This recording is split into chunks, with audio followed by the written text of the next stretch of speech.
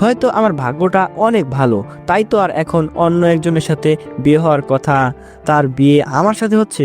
কথায় আছে না, যার কপালে আল্লাহ যারে লিখে দিছে তার সাথে তার বিয়ে হবেই। একটু পর কাজে এসে আমাদের বিয়ে পড়িয়ে গেল। ফারিয়া আমার বউ হয়ে গেছে। আমার এখনো বিশ্বাসই হচ্ছে না ফারিয়ার সাথে যে আমার বিয়ে হয়েছে। তাই নিজের হাতে চিমটি কাটলাম। ও মা, ব্যথা পাই। তার মানে ফারিয়া আমার হয়ে গেছে। কিছুক্ষণ পর চলে আসলো বিদায় নেওয়ার পালা। ফারিয়ার বাবা আমার হাতে ফারিয়াকে তুলে দিয়ে বলল, আপনি চিন্তা করবেন না আঙ্কেল, ফারিয়াকে আমি কখনো কষ্ট দিব না। ওর মা নেই তো কি হয়েছে, আজ থেকে আমার মা ওর মা। ওকে কখনো আর মায়ের অভাব বুঝতে দিবে না। এরপর আমি ফারিয়াকে নিয়ে বাইরে আসলাম। এসে দেখি আমাদের জন্য একটা গাড়ি ফুল দিয়ে সাজানো আছে, আর তার পিছনে 3টা গাড়ি। আমি আর ফারিয়া গিয়ে ফুল দিয়ে সাজানো গাড়িতে উঠলাম, আর আমার মা বাবা অন্য গাড়িতে। এরপর আমাদের বাড়ির উদ্দেশ্যে রওনা দিলাম। তারপর আমি পকেট থেকে মোবাইলটা বের করে আমার সব বন্ধুদের কল দিয়ে আমার বাড়িতে তাড়াতাড়ি আসতে বললাম। কাউকে বললাম না কেন আসতে বলছি। এরপর আমি ফারিয়ার দিকে তাকাইলাম, দেখি ফারিয়া আমার দিকে তাকিয়ে আছে। আমি ফারিয়াকে বললাম, তাকিয়ে আছেন কেন? তোমাকে দেখছি। দেখার কি আছে, আগে কখনো দেখেন নাই? দেখেছি, কিন্তু তুমি যে এত সুন্দর তা কখনো খেয়াল করিনি। খেয়াল করবেন কিভাবে, আপনি তো সারাক্ষণ খেয়াল করছেন শুভকে। আমার কথা শুনে ফারিয়ার হাসি খুশি মুখটা মুহূর্তের মধ্যে কালো হয়ে গেলে মুখের সব হাসি ফুরে গেল, চোখে পানি টলমল করতে থাকলো। আমি মনে মনে বলতে থাকলাম, অনেক কষ্ট আমাকে দিচ্ছো, এখন তোমার কষ্ট পাওয়ার পালা। তুমি আমার ভালোবাসা দেখছো, এখন আমি কতটা কষ্ট দিতে পারি সেটা দেখবা। এরপর আমরা বাড়িতে চলে আসলাম। বাড়িতে এসে দেখি আমার আগে আমার সব বন্ধুরা চলে আসছে। আমি গাড়ি থেকে নেমে বন্ধুদের কাছে গেলাম। ওরা আমাকে এমন জামাই সেজে দেখে বলে, কিরে তুই বিয়ে করে ফেললি আর আমাদের জানাইলিও না? মামা, কাজটা কিন্তু ঠিক করলে না। বন্ধু, আমি ইচ্ছা করে বিয়ে করি নাই, আমাকে জোর করে বিয়ে করাইছে। জোর করে বিয়ে করাইছে মানে বুঝলাম না। জোর করে ফারিয়া আপুর সাথে আমার বিয়ে পড়াই দিছে। কোন ফারিহা আপু যেটার বিএফরে আমরা সবাই পিটাইছি? ওই ফারিয়াকে বিয়ে করছি। এরপর কিভাবে বিয়ে করলাম সব ওদের খুলে বললাম। আমার সব কথা শুনে বন্ধুরা বলল, সমস্যা নাই, ভালোই হয়েছে বিয়েটা হয়ে। তুই তোর ভালোবাসার মানুষকে নিজের করে পাইছস। সবার ভাগ্যে নিজের ভালোবাসার মানুষ থাকে না। কেউ সবটা দিয়ে ভালোবাসলেও প্রিয় মানুষটাকে পায় না। তোর ভাগ্য অনেক ভালো, তুই পাইছস। এখন ওরা একটু শিক্ষা দিয়ে তারপর ভালোবাসা দিস, কারণ যে জিনিসটা কষ্ট করে পায় সেই জিনিসের মূল্য অনেক থাকে। আর যদি তুই এখন ওরে মেনে নিয়ে ভালোবাসা দিস, তাহলে সে আবারও ভুল করবে, তোকে ওই রকম সম্মান করবে না যেটা তোর প্রাপ্য। ঠিক আছে বন্ধু। এখন থেকে ওরে কেউ ফারহান বলে ডাকবে না, ওরে সবাই সিনিয়র আপুর জামাই বলে ডাকবে। এই বলে সবাই হাসতে লাগলো, আমিও হাসতেছি। এমন সময় আমাদের কাছে আম্মু আসলো আর আমার বন্ধুদের বলল, বাবা, তোমরা সবাই মিলে ফারহানের বাসর ঘরটা সাজাও। তোমাদের তো মনে হয় ফারহান বলছে যে হঠাৎ করে সব হয়ে গেছে, তাই তোমাদের জানাতে পারেনি। হ্যাঁ আন্টি, ফারহান সব বলেছে, আপনি কোনো চিন্তা করবেন না। আমরা সব নিয়ে আসছি, কিছুক্ষণের মধ্যেই ও রুম সাজিয়ে দিব। আচ্ছা, এখন চলো বউকে বরণ করে ঘরে তুলি। এরপর আমি ফারিয়ার কাছে গেলাম। তারপর ওরে নিয়ে সব নিয়মকানুন মেনে তারপর ঘরে প্রবেশ করলাম। আম্মু ফারিয়াকে বলল, তুমি আমার রুমে গিয়ে একটু বসো, ফারহানের বন্ধুরা রুমে সাজাইতেছে। এরপর আম্মু ফারিয়াকে নিয়ে রুমে গেল, আর আমি বন্ধুদের সাথে আমার রুমে আসলাম। এরপর রুম সাজানো শুরু করলাম। এই পৃথিবীতে মনে হয় আমি একমাত্র ব্যক্তি যে নিজের বাসরঘর নিজে সাজাইতেছি। 40 মিনিট পর রুমটা অনেক সুন্দর করে ফুল দিয়ে সাজানো হয়ে গেল। তারপর আমি বন্ধুদের সাথে বাইরে গেলাম। আম্মু এসে ফারিয়াকে রুমে দিয়ে গেল, আর আমাকে বলল, তাড়াতাড়ি রুমে যা, বৌমা ঘরে একা বসে আছে। এরপর আমি বন্ধুদের থেকে বিদায় নিয়ে একটা লাঠি নিয়ে দরজার সামনে দাঁড়ালাম। আপনারা হয়তো বুঝতেছেন না আমি বাসর ঘরে যাব, লাঠি কেন নিছি। গল্পের সাথে থাকুন, বুঝতেই পারবেন। এরপর লম্বা একটা শ্বাস নিয়ে বুক ভরা সাহস নিয়ে রুমে ঢুকে গেলাম। লাঠি হাতে নিয়ে রুমে ঢুকে দরজাটা লাগিয়ে দিলাম। তারপর সামনের দিকে তাকিয়ে দেখি ফারিয়া খাটে বড় একটা ঘোমটা দিয়ে বসে আছে। আমি আস্তে আস্তে তার কাছের লাঠিটা নিয়ে গেলাম। ফারিয়া ঘোমটার নিচ থেকে আমার হাতে লাঠি দেখে অনেকটা ভয় পেয়ে যায়, আর ঘোমটা খুলে বলতে থাকে, তোমার হাতে লাঠি কেন? বাসর ঘরে কেউ লাঠি নিয়ে আসে নতুন বউকে মারার জন্য? আমি কখন বললাম বউকে আমি মারবো? আমার বন্ধুরা বলল বাসরাতে নাকি বিড়াল মারতে হয়, তাই লাঠিটা নিয়ে আসছি। হাত দিয়ে যদি মারতে না পারি তাহলে বিড়ালের মাথায় বাড়ি দিয়ে মেরে ফেলবো। আমার কথা শুনে ফারিয়া হাসতে হাসতে খাটের উপরে ঘুরপাক খেতে থাকলো। আমি বোকার মতো ওর হাসি দেখছি আর ভাবছি আমি কেমন বললাম যে ফারিয়া এত হাসতে? দূর, হাসতে থাকুক, আমি আগে বিড়ালটা খুঁজে মেরে নিই। এরপর আমি খাটের নিচে আর আলমারির চিপায় খুঁজতে লাগলাম বিড়ালটাকে, কিন্তু কোথাও খুঁজে পাচ্ছি না। সবার বন্ধুরা বলল আমার রুমে বিড়াল আছে, বিড়ালটা মারতেই হবে, কিন্তু কোথাও তো খুঁজেই পাচ্ছি না। খুঁজতে খুঁজতে অনেক অস্থির হয়ে গেলাম। আমার কাজ দেখে ফারিয়া হাসতে হাসতে শেষ। এরপর আমি আবার ফারিয়ার কাছে গিয়ে বললাম, আপু আপনি কি বিড়ালটাকে দেখছেন? আই, আমি তোমার কোন জন্মের আপু? হ্যাঁ, আমি তোমার বিয়ে করা বউ। আর তুমি কি বোকা নাকি যে বাসর ঘরে বিড়াল খোঁজো? আচ্ছা, আর আপু বলবো না। আপনি বলেছেন বাসর ঘরে বিড়াল নাই, আর বন্ধুরা বলছে ভালো করে বিড়ালটা মারতে। আমি এখন কি করব? তুমি আমার কাছে আসো। না, আমাকে বালিশটা দিন, আমি নিচে ঘুমাবো। কেন? শুনেন, আপনাকে আমি নিজের ইচ্ছায় বিয়ে করিনি যে আপনার কাছে যাব, আর আমি তো আপনাকে বউ হিসেবে মানি না। ফারিয়া আমার কলার চেপে ধরে বলল, কি রে পিচ্ছি, তোর সাহস অনেক বেড়ে গেছে। তুই আমাকে বউ হিসেবে মানুষ না, তুই বউ হিসেবে মানবি না, তোর বাপ মানবে? আব্বুকে ডেকে দেব? কেন? আপনি তো বললেন আমি মানবো না, আমার বাপ আপনাকে বউ হিসেবে মানবে, তাই আব্বুকে ডেকে দেই। আমার কথা শুনে ফারিয়া হাসবে নাকি কাঁদবে বুঝতে পারতেছে না, তাই বলল, তুমি কি সত্যি বোকা? আমার বিয়ে হয়েছে তোমার সাথে, তোমার আব্বুর সাথে না, যে উনি আমাকে বউ হিসেবে মানবে। বোকা হতে যাব কেন? আপনি তো বললেন যে আমার বাপ আপনাকে বউ হিসেবে মানবে। সেটা তো কথার কথা বলেছি। ও আচ্ছা, এখন বালিশটা দেন, আমি নিচে ঘুমাবো।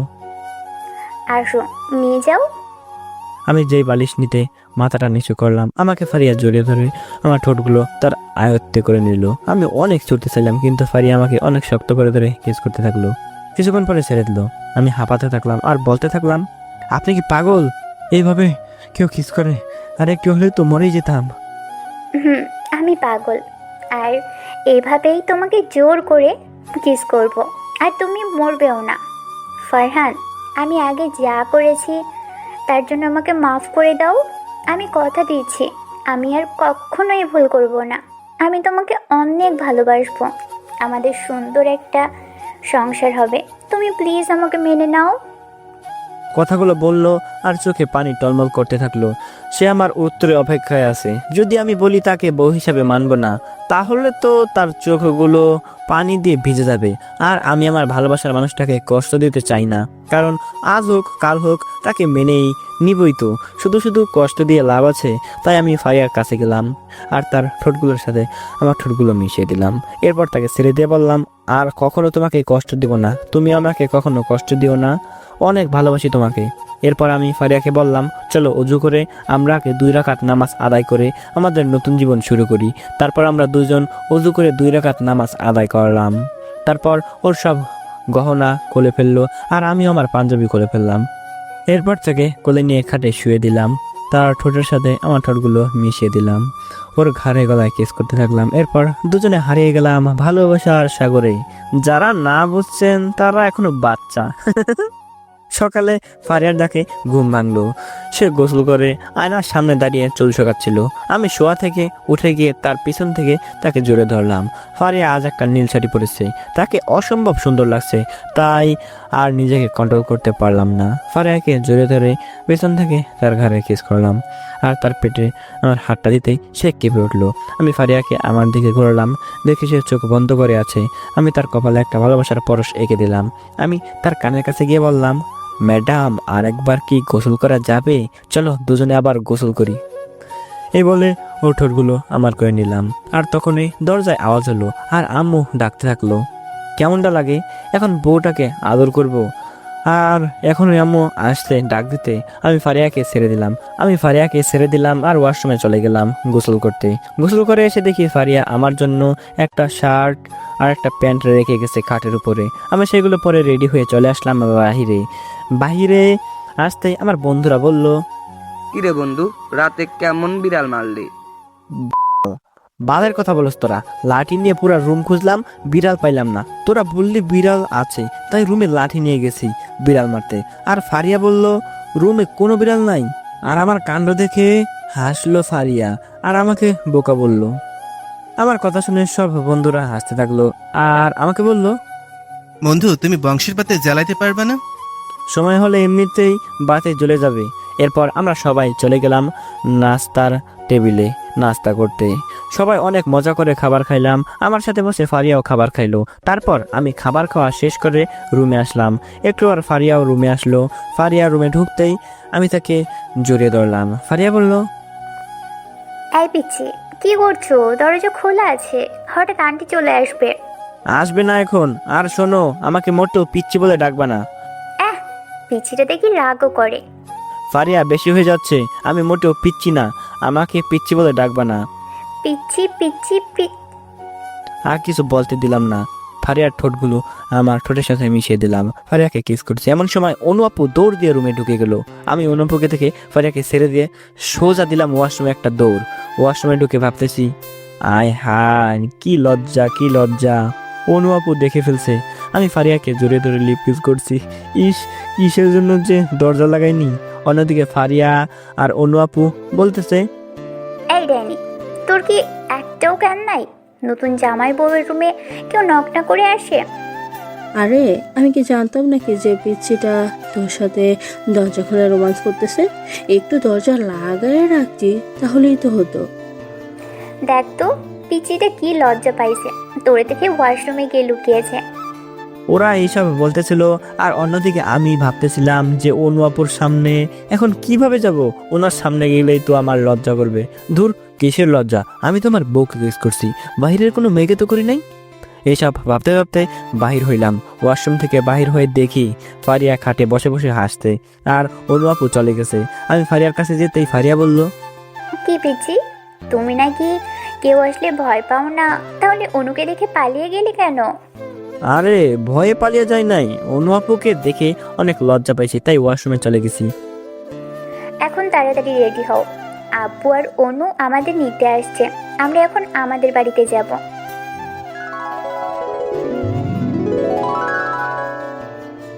পিচি, ওই বাড়িতে তোমাকে আদর করতে পারি নাই। এইটা আমাদের বাড়ি, আর আমার পারমিশন ছাড়া কেউ রুমে আসবেও না। এখন তোমাকে মন ভরে আদর করব। এইটা বলে আমার উপরে ঝাঁপিয়ে পড়লো। তারপর শুরু হলো আমাদের টি-20 খেলা। আমাদের টি-20 খেলা দেখতে হলে আপনাকে বিয়ে করতেই হবে। কিছুক্ষণ পর দুজন ক্লান্ত হয়ে শুয়ে আছি। এরপর আমি উঠে ফারিয়াকে কোলে নিয়ে চলে গেলাম গোসল করতে। তারপর গোসল করে দুজনে রেডি হয়ে নিচে আসলাম। এসে দেখি বাড়িতে অনেক মেহমান। সবাই এসেছে ফারিয়ার জামাইকে দেখতে, মানে আমাদের দেখতে, অর্থাৎ আমাকেই দেখতে। ফারিয়া আমার হাত ধরে নিচে নামতেছে আর সবাই আমাদের দিকে চেয়ে আছে। অনেকে বলতে লাগলো ছেলেটা মেয়ের থেকে 2-1 বছরের ছোট হলেও দুজনরে অনেক সুন্দর মানাইছে। আমরা দুজনে নিচে এসে সবার সাথে কথা বলতে থাকলাম। আমি কিন্তু একটা কথা বলি নাই, সব ফারিয়া বলতেছে আর আমি তার পাশে দাঁড়িয়ে আছি। হঠাৎ কয়েকটা মেয়ে আমাদের কাছে এসে ফারিয়াকে উদ্দেশ্য করে বলল, আপু, দুলাভাই তো অনেক কিউট, দুলাভাইকে দেও, আমরা একটু দুলাভাইয়ের সাথে পরিচয় হয়ে নিই। এরপর মেয়েগুলো আমার হাত ধরে ফারিয়ার কাছ থেকে নিয়ে গেল। আমিও তাদের সাথে সাথে গেলাম। আমাকে সবাই মিলে একটা রুমে নিয়ে গিয়ে বলল, দুলাভাই, তোমার নাম কি? জি, আমার নাম ফারহান, তোমাদের নাম কি? সবাই সবার নাম বলতে থাকলো। আমি চুপচাপ তাদের নাম শুনতে থাকলাম। তাদের মধ্যে সব থেকে দুষ্টু একটা মেয়ে ছিল যার নাম মিষ্টি। সে শুধু আমার সাথে ঘেসে ঘেসে বসতে চাচ্ছিল আর আমি সরে যাচ্ছিলাম। হঠাৎ মিষ্টি বলল, দুলাভাই, তুমি যদি আপুকে বিয়ে না করতে তাহলে তোমাকে এখন আমি বিয়ে করে নিতাম। তুমি কেন আপুর সাথে রিলেশন না করে আমার সাথে রিলেশন করলে না? ইস, তুমি কত কিউট। ফারিয়া দরজার কাছ থেকে জবাব দিল, মিষ্টি, একটা কাজ কর, এতই যখন দুলাভাইকে পছন্দ হয়েছে, মামাকে বলে তুই আবার ফারহানকে বিয়ে করে নে। তুমি যদি চাও আমি কিন্তু দুলাভাইকে বিয়ে করতে রাজি আপু। তবে রে শয়তান, দাঁড়া তুই। এইটা বলতেই মিষ্টি দৌড়ে পালিয়ে গেল আমি ওদের কাহিনী দেখে হাসতে থাকলাম, কিন্তু আমার হাসিটা বেশিক্ষণ রইল না। ফারিয়ার বাকি সব ছোট বোনেরা যাওয়ায় মিষ্টির রাগ ফারিয়া আমার উপর দিয়ে ঝাড়লো। ফারিয়া আমাকে হাসতে দেখে বলল, আই লুচ্চা, তুই ওদের সাথে হেসে হেসে কথা বলছিলি কেন? আমার দিয়ে তোর মন ভরে না? আরে আমি তো ওদের সাথে কোনো কথাই বলি নাই, শুধু আমার নামটা বলছি, আর কিছুই বলি নাই। আর আমি হাসতেছি তোমাদের কাহিনী দেখে। শোনো, আমার প্রিয় মানুষটাকে আমি অন্য কোনো মেয়ের পাশে সহ্য করতে পারি না, সেটা আমার নিজের বোনের সাথেও না।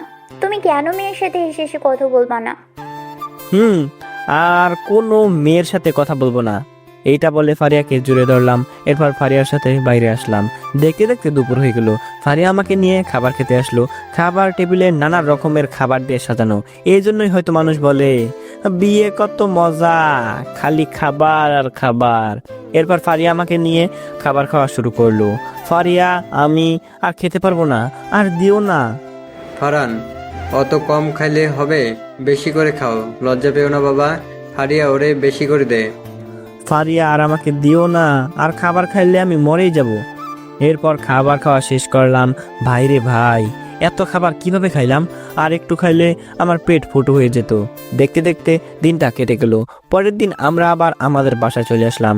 আমাদের দিনগুলো ভালোই কাটতেছিল, কিন্তু ফারিয়া আমাদের পরিবেশে নিজেকে মানিয়ে নিতে অনেক কষ্ট হচ্ছিল তার। আমি সেটা খুব ভালো করে বুঝতে পারছিলাম, কারণ ফারিয়া অনেক বড়লোক বাবার মেয়ে, সে কখনো এমন কষ্ট করে নাই। আর আমাদের মধ্যবিত্ত পরিবারের অনেক কষ্ট, কারণ আমরা একটা আনলে আরেকটা আনার সামর্থ্য নাই আমাদের। এত কষ্ট করে থাকার পরও ফারিয়া আমাকে বলে সে অনেক ভালো আছে। দিন শেষে আমাকে সাহস যোগায় যে খুব তাড়াতাড়ি আমাদের এই অভাবের সংসার দূর হবে, আমাদের সংসারে সব অভাব দূর হয়ে যাবে। আসলে দিন শেষে এমন একটা মানুষ পাওয়া ভাগ্যের ব্যাপার, কারণ সবাই মানসিক শান্তি দিতে পারে না, সবার কাছে মানসিক শান্তি পাওয়া যায় না। অন্য কোনো মেয়ে হইলে হয়তো আমাদের ঘরে প্রতিদিন ঝগড়া হইতো, কিন্তু ফারিয়া যেইটুকু আছে সেইটুকুতেই নিজেকে মানিয়ে চলে। আমাকে সে অনেক ভালোবাসে, অনেক ভালো ছিলাম আমরা দুইজন। ফারিয়াকে এইভাবে কষ্ট করতে দেখে আমার আর সহ্য হচ্ছিল না, তাই ভাবতে থাকলাম কোনো একটা কাজ করতে হবে। আর ফারিয়াকে বিয়ে করার পর টিউশনিগুলো ছেড়ে দিয়েছি, কারণ এখন যদি ওর বান্ধবীর বাসায় টিউশনি করাই মানুষ কি বলবে। ভাবতে লাগলাম প্রবাসে চলে যাব, দিন রাত কাজ করে পরিবারের মুখে হাসি ফোটাবো। ছোট একটা ভাই আছে, বাবাও দিন দিন অসুস্থ হয়ে যাচ্ছে, বউ নিয়ে তাদের উপর থাকাটা ঠিক হবে না। প্রবাসে গেলে একটা না একটা উপায় হবেই। রাতে ফারিয়াকে বললাম, ফারিয়া, এভাবে আর কতদিন? তোমারও এখানে থাকতে অনেক কষ্ট হচ্ছে, আমারও লেখাপড়া শেষ হয়নি, যে কোনো একটা জব করব। তাই বলি কি আমি প্রবাসে চলে যাই কাজ করার জন্য, তুমি কি বলো? দেখো ফারহান, তুমি প্রবাসে গেলে হয়তো টাকা পয়সা ইনকাম করতে পারবা, কিন্তু আমি এখানে সব সময় একা হয়ে থাকবো। চাইলেও আমি তোমার ভালোবাসা পাবো না। প্লিজ তুমি প্রবাসে না গিয়ে দেশেই কিছু একটা করো। আর যদি কোনো কাজ না পাও, আমি বাবাকে বলে তোমাকে একটা চাকরির ব্যবস্থা করে দিই। এটাও ঠিক যে প্রবাসে আমি গেলে তুমি আমার ভালোবাসা পাবে না, ইচ্ছা করলে তোমাকে আমি আদর করতে পারবো না, কিন্তু এইভাবেও তো চলতে পারতেছি না। আব্বু আর কয়দিন খেটে খেটে সংসার চালাবে বলো? আর এখন আমি বিয়ে করেছি, এখন যদি আমি কোনো কাজ না করি আশেপাশের মানুষ কি বলে? আমি বাবাকে বলে তোমাকে একটা চাকরির ব্যবস্থা করে দিই। আর আমিও তো লেখাপড়া করছি, আমিও একটা চাকরি করি, তাহলেই তো আমাদের পরিবারের সমস্যা দূর হয়ে যাবে। আমি চাকরি করলেই হবে? তোমাকে করতে হবে না, তুমি বাড়িতে থাকবা। তুমি পারলে তোমার আব্বুকে বললে আমাকে একটা চাকরির ব্যবস্থা করে দাও। আমিও সাথে একটা চাকরি করি, তাতে তো আমাদের ভালো, তাই না? তুমি প্লিজ মানা করো না। যখন আমাদের অবস্থা ভালো হবে তখন আমি চাকরি ছেড়ে দেব। আমি আর তাকে মানা করলাম না, কারণ ফারিয়া এই কষ্টের থেকে ভালো দুইজন চাকরি করে সংসারটা সুন্দর করে চালানো। পরের দিন সকালে ফারিয়া আমাকে বলল, তুমি তাড়াতাড়ি রেডি হয়ে এই ঠিকানায় যাও, তোমার চাকরি হয়ে যাবে, আব্বু বলেছে। আমি ওর কথা মতো সেই ঠিকানায় গেলাম এবং আমার চাকরিটা হয়ে গেল। আমি অনেক খুশি মনে বাড়িতে চলে আসলাম। আসার সময় এক প্যাকেট মিষ্টি আর ফারিয়ার জন্য চকলেট নিয়ে আসলাম। বাসায় এসে দেখি ফারিয়া বাসায় নেই। আম্মুকে ডাকলাম, সেও বাসায় নেই। বুঝলাম না সবাই এই দুপুরটায় গেল কোথায়। হঠাৎ আমার ফোনে একটা কল আসলো। মোবাইলটা হাতে নিয়ে দেখি আব্বুর নাম্বার, তাই আমি কলটা ধরে বললাম, আসসালামু আলাইকুম আব্বু, আপনারা সবাই কোথায়? বাড়িতে কেউ নাই? তুমি তাড়াতাড়ি হাসপাতালে আসো, আমরা বৌমাকে নিয়ে হাসপাতালে আসছি। ফারিয়াকে নিয়ে হাসপাতালে গেছেন কেন? ওর কি হয়েছে? আমি তাড়াতাড়ি আব্বুর দেওয়ার ঠিকানার হাসপাতালে চলে গেলাম। আমি হাসপাতালে গিয়ে দেখি সবাই অনেক খুশি। আমি বুঝতে পারতেছি না ফারিয়া অসুস্থ আর সবাই এমন খুশি কেন। আমি যাওয়ার পর আব্বু আমাকে সে জড়িয়ে ধরলো। আমি আব্বুকে জিজ্ঞাসা করলাম, আব্বু কি হয়েছে? আমি দাদা হতে চলছি, তুই বাবা হতে চলছিস। কথাটা শুনে আমার চোখ দিয়ে পানি আসলো। এটা মোটেও দুঃখের পানি না, এটা সুখের পানি। আমার হাতে চাকরি পাওয়ার মিষ্টি ছিল আর পকেটে চকলেট। আমি মিষ্টিগুলো আব্বুকে দিয়ে বললাম সবাইকে মিষ্টি খাওয়াইতে। এরপর আমি ফারিয়ার কাছে গেলাম। গিয়ে দেখি ফারিয়ার পাশে আম্মু বসে আছে আর ফারিয়া বেডে শুয়ে আছে। আম্মু আমাকে দেখে বাইরে চলে গেল। আমি ফারিয়ার কাছে গিয়ে ফারিয়াকে জড়িয়ে ধরলাম।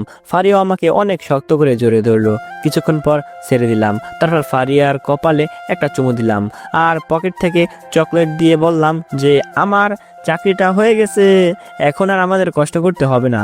ফারিয়া আমাকে বলল, ফারহান, আজকে আমি অনেক খুশি জানো। একটা মেয়ের সব থেকে খুশির মুহূর্ত কোনটা? যখন মেয়েটা জানতে পারে সে মা হতে চলেছে। আমি তোমাকে বোঝাতে পারবো না আমি কতটা খুশি হয়েছি। ফারিয়াকে আবার জড়িয়ে ধরলাম। একটু পর ফারিয়াকে নিয়ে বাসা চলে আসলাম। বাসায় এসে রুমে ঢুকতেই ফারিয়াকে জড়িয়ে ধরে ঠোঁটগুলো নিজের সাথে মিশিয়ে দিলাম। এরপর ফারিয়াকে করে তুলে খাটের উপরে শুয়ে দিলাম। ফারিয়া চোখ বন্ধ করে আছে। আমি ফারিয়াকে আমার বুকের উপরে নিয়ে বললাম, ফারিয়া, আজ আমি তোমার কারণে বাবা হতে পেরেছি। আমার ভাগ্য অবশ্যই অনেক ভালো যে তোমার মতো একজন জীবনসঙ্গী পেয়েছি। অন্য কোনো মেয়ে হলে তো এতদিন আমাকে ছেড়ে চলে যাইতো, কারণ আমাদের পারিবারিক অবস্থা একদমই ভালো ছিল না। আর তুমি ছিলা বড় লোক ঘরের মেয়ে। আমি সত্যি তোমার কাছে কৃতজ্ঞ। শোনো, জীবন সঙ্গী তো সে যে তোমার পাশে সব সময় থাকবে। হয়তো এতদিন তোমার খারাপ সময় ছিল, তাই বলে কি আমি তোমাকে ছেড়ে চলে যাব? স্বামীর পাশে মৃত্যুর আগ পর্যন্ত থাকাই হচ্ছে স্ত্রীর কর্তব্য, আর আমি সেটাই পালন করছি। আর আমি যে তোমাকে অনেক ভালোবাসি। তোমাকে ছেড়ে কিভাবে যাব বলো? আমাদের সন্তান হওয়ার পর দেখবে আমাদের অবস্থাও অনেক ভালো হয়ে যাবে। এরপর আমি ফারিয়াকে আদর করতে থাকলাম। আমি কখনো ভাবি নাই যে ফারিয়া এত ভালো। দেখতে দেখতে 10টা মাস কেটে গেল। আমি চাকরির পাশাপাশি সবসময় ফারিয়াকে দেখে রেখেছি। ওর যখন যেটা লাগবে সেটাই দিয়েছি। এই সময় মেয়েরা অনেক কষ্ট পায়। ফারিয়া রাতে হঠাৎ করে পায়ের ব্যথায় চিৎকার করে উঠল। আমি সারা রাত ওর পা মালিশ করে দিতাম আর ফারিয়া ঘুমাইতো। ওর যখন যেটা খেতে ইচ্ছা করতো তখনই সেটা নিয়ে আসতাম। মাঝে মাঝে রাত 11টা 12টা বাজে বলতো ওর ফুচকা খেতে ইচ্ছে করছে। আমি বাইরে থেকে নিয়ে আসতাম। ফারিয়া আমাকে অনেক ভালোবাসতো। এই কয়েক মাসে সে আমাকে নিজের থেকেও বেশি ভালোবেসে ফেলেছে। তো আজ ওর 10 মাস পূর্ণ হয়ে গেছে। ডক্টর ওর ডেলিভারি ডেট দিয়েছে কালকে, কিন্তু আমি বাসায় নেই আজ 3 দিন যাবত। অফিসের কাজে আমি সিলেটে এসেছি। আমি আসার সময় মা, বাবা আর ছোট ভাইকে বলে এসেছি সব সময় একজন না একজন ওর পাশে থাকতে। আর অনু আপুকেও এই 5 দিনের জন্য আমাদের বাসায় রেখে আসছি। আমি অফিসের সব কাজ শেষ করে কালকে রওনা দেব। আমি বাবাকে বলেছি সকালে ওরে হাসপাতালে নিয়ে যেতে। আমার আসতে একটু দেরিও হতে পারে, তাই ফারিয়া যেন কষ্ট না পায়, ওর যেন ব্যথা না ওঠে। রাতে ফারিয়ার সাথে সারা রাত ভিডিও কলে কথা বললাম। ফারিয়া শুধু বলতেছিল ওর অনেক ভয় করছে, আর আমি ওরে সান্ত্বনা দিচ্ছিলাম যে কিছুই হবে না। ফারিয়া বারবার কান্না করছিল আর বলছিল আমার অপারেশনের আগে তোমাকে দেখতে চাই। আমি ফারিয়াকে বললাম আমি কালকে সকালেও রওনা দিব। তোমার অপারেশনের আগে হয়তো পৌঁছাতে পারবো না, কিন্তু তুমি চোখ খুলতেই আমাকে দেখতে পাবে, সেটা কথা দিলাম। প্লিজ আমার অপারেশনের আগে তুমি এসো। তোমাকে দেখে আমি অপারেশনে শুরু করতে চাই।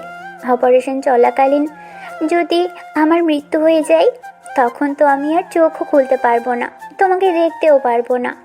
ওর কথা শুনে আমি আর কান্না ধরে রাখতে পারলাম না, কারণ আমরা কখনোই প্রিয় মানুষের মৃত্যুর কথা সহ্য করতে পারি না। আর সে তো মৃত্যুর পথে, আমি কিভাবে কান্না থামাবো বলেন? আমার কান্না দেখে ফারিয়াও কান্না করতে থাকলো। আমি বুঝতে পারলাম যে এখন যদি আমি কান্না করি তাহলে ফারিয়াও ভেঙে পড়বে, তাই আমি নিজেকে শক্ত করে ফারিয়াকে কান্না করতে না করলাম। এরপর ফারিয়াকে বললাম, ফারিয়া তুমি আমার জন্য অপেক্ষা করো না, আমি চেষ্টা করব তোমার ডেলিভারি হওয়ার আগে তোমার কাছে আসতে, কিন্তু যদি আসতে দেরি হয়ে থাকে তাহলে আমি কথা দিচ্ছি তুমি চোখ খুলে তোমাকে আমার সামনেই পাবে। এখন তুমি ঘুমাও। রাত প্রায় শেষের দিকে। এরপর ফারিয়া কল কেটে ঘুমিয়ে গেল। আমি সব কিছু গুছিয়ে আমিও ঘুমিয়ে গেলাম। সকাল হতেই বাসায় আসার জন্য রওনা হলাম। মাঝ রাস্তায় আসার পর বাবার নাম্বার থেকে কল আসলো। কল দিয়েছে ফারিয়া।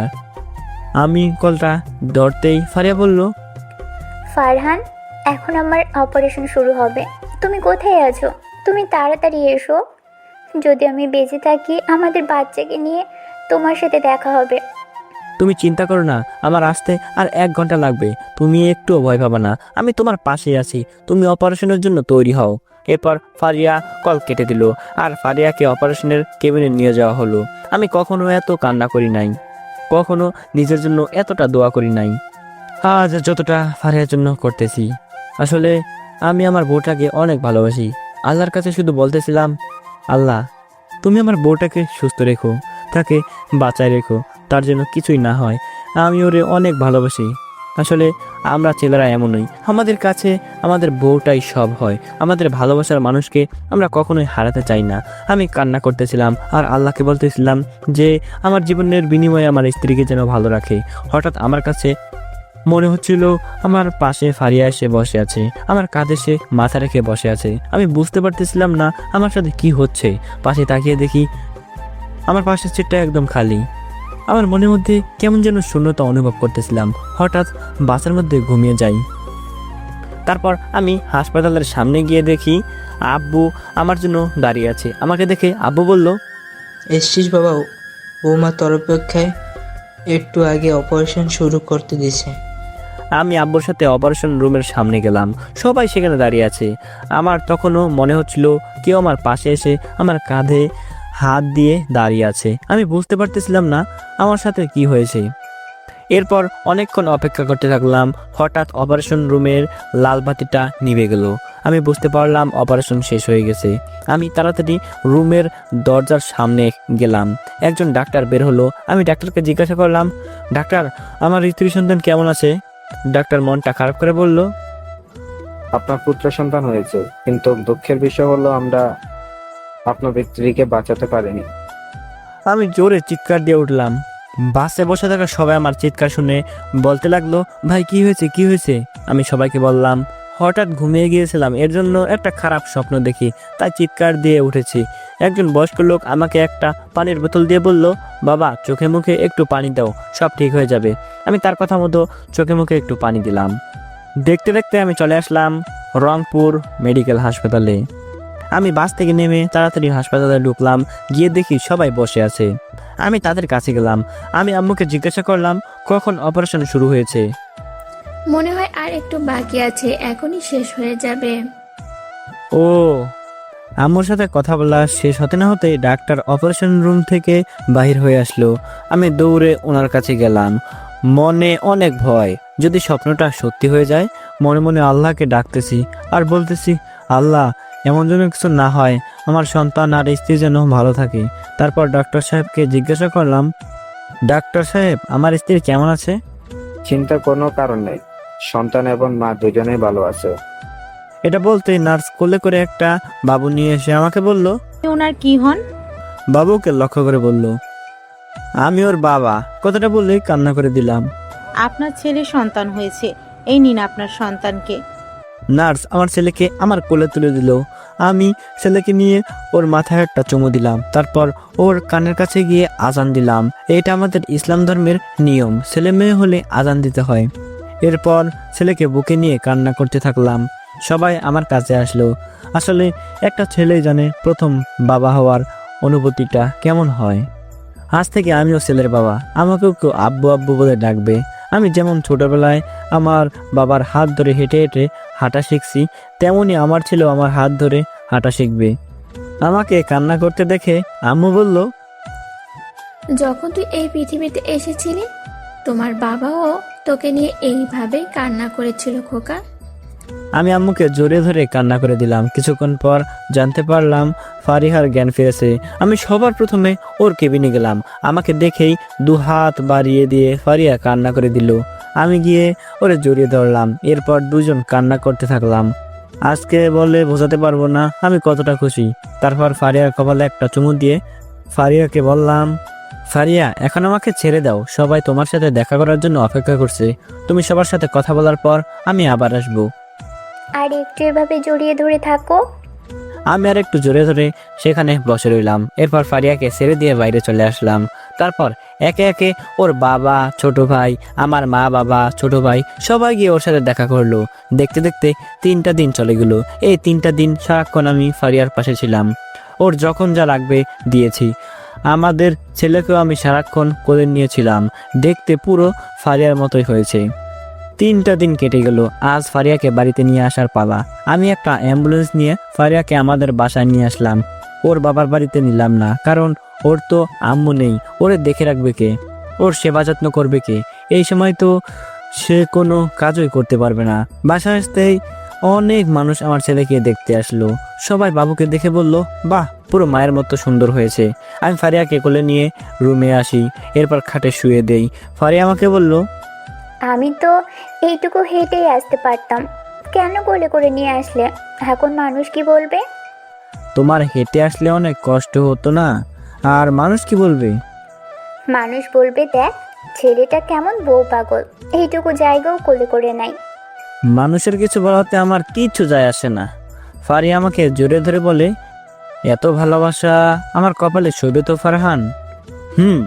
এরপর ফারিয়া আমাকে ছেড়ে দিল। তখন রুমে বাবুকে নিয়ে আম্মু আসলো। আমি বাবুকে কোলে নিলাম। আম্মু চলে গেল আর আমাকে বলল নিচে গিয়ে খাবার খেতে আর ফারিয়ার জন্য খাবার নিয়ে আসতে। আমি নিচে গিয়ে এক প্লেটে দুজনের জন্য খাবার নিলাম। এরপর উপরে চলে আসলাম। রুমে এসে ফারিয়াকে বললাম, বাবু ঘুমিয়েছে, ওরে শুয়ে দাও, আজ আমি তোমাকে নিয়ে নিজের হাতে খাওয়াই দেব। ফারিয়া আমার কথা মতো বাবুকে শুয়ে দিল। এরপর আমি ফারিয়াকে খাওয়াতে শুরু করলাম। কয়েক লোকমা খাওয়ার পর ফারিয়া আমাকে বলল, ফারহান, তুমি খেয়েছো? না। আসো, আমি তোমাকে খাইয়ে দিই। এরপর দুজন দুজনকে খাওয়াই দিতে থাকলাম। আসলে এক প্লেটে স্বামী স্ত্রী খাবার খাইলে ভালোবাসা বাড়ে। দুজন দুজনকে খাওয়াইতেছি। এর মধ্যে আমার ছেলে চিৎকার করে ওঠে।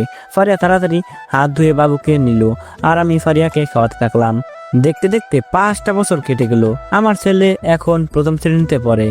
আজ আমি আমার ভালোবাসার মানুষ আর ছেলেকে রেখে প্রবাসে যাচ্ছি। আমাদের অফিস থেকে আমাকে 2 বছরের জন্য সেখানে অফিসে পাঠানো হচ্ছে।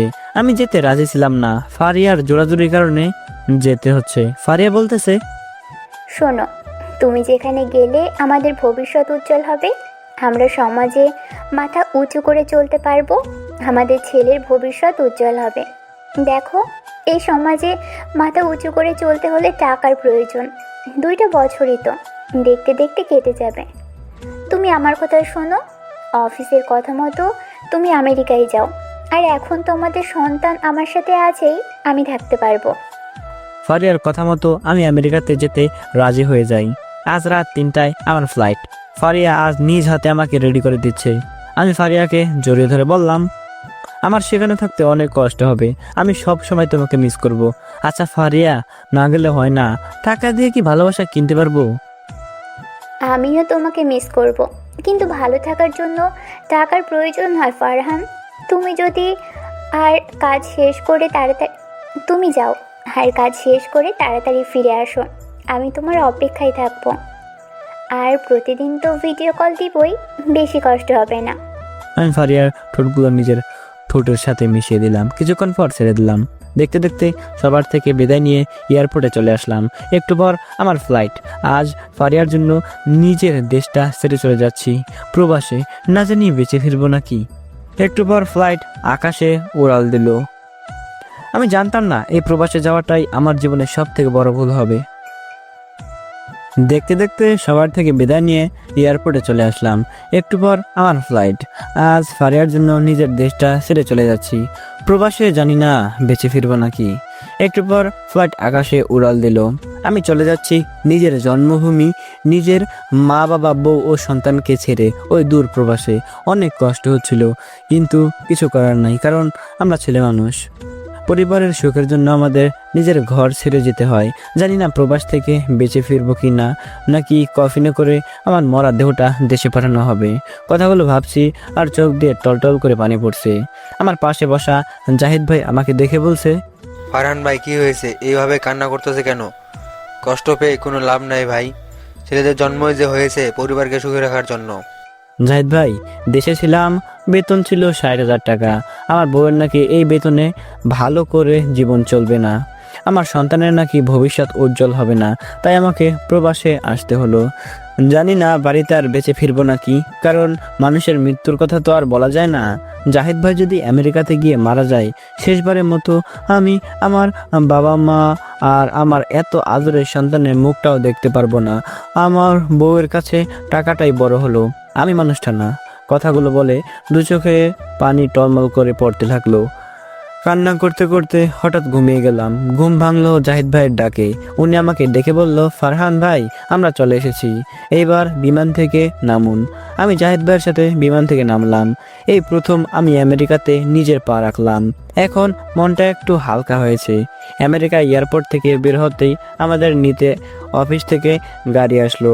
আমি আর জাহিদ ভাই গাড়িতে গিয়ে বসলাম। তারপর আমাদের সেখানের একটা হোটেলে নিয়ে যাওয়া হলো এবং আমাদের দুজনকে 2টা রুম দেওয়া হলো।